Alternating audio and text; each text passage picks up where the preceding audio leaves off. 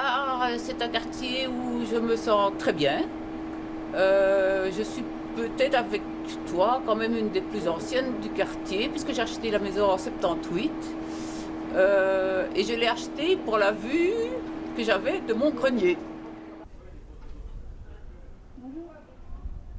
L'autre jour, je suis passé rue du Péry, cette rue en pente, sinueuse et charmante, aux maisons ouvrières datant du XIXe siècle, dont les petits jardins regardent vers la Meuse.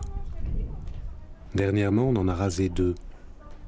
On en a élevé à la place 2 modernes, ou postmodernes, ou post-postmodernes, avec des façades du genre chic, mais des façades aveugles. Les maisons voisines en disparaissent presque. On ne voit plus qu'elles, les aveugles. Pourtant, on ne se sent pas triste pour elles, si différentes, isolées de leur entourage. Non, on se sent de l'une à l'autre intrus, indésirable.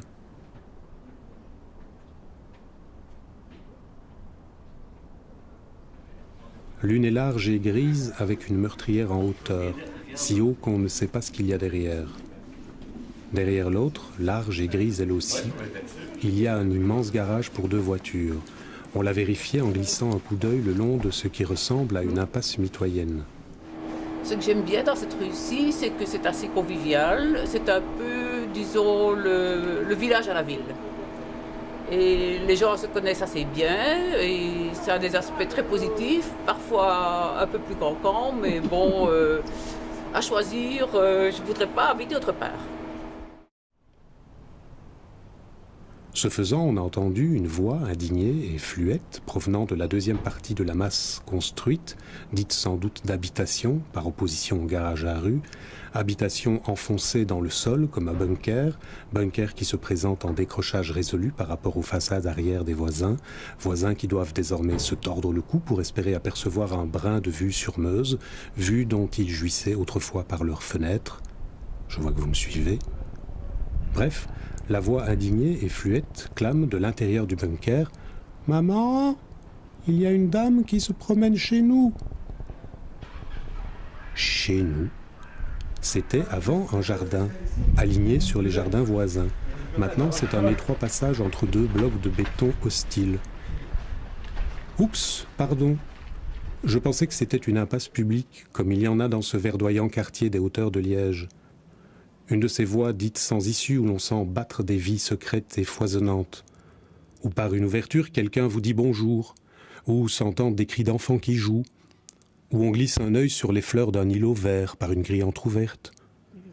C'est une impasse, oui, sans issue, oui, sans fleurs non plus d'ailleurs, mais privée. C'est chez nous.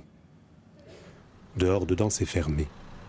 Dehors, dedans, ça bouillonne d'indignation, de colère, d'hostilité, de frustration. La leur, la mienne. C'est ça, l'archi intime, le rejet du contact et de l'urbanité de l'urbain. Du reste, on trouve ça aussi à la campagne, de plus en plus. Oui, je suis née ici. En fait, je suis née dans le bâtiment juste là.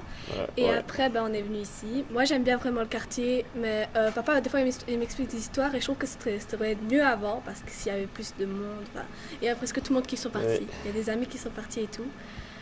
Mais j'aime toujours mon quartier. Il est vraiment... des fois, on fait des petites fêtes en bas, fêtes de voisins, par exemple. C'est bien.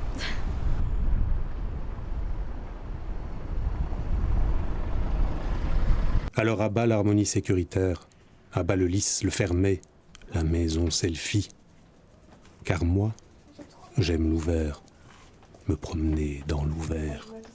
Là où ça sent la vie de quartier, l'entraide entre voisins, l'existence qui bat derrière les fenêtres.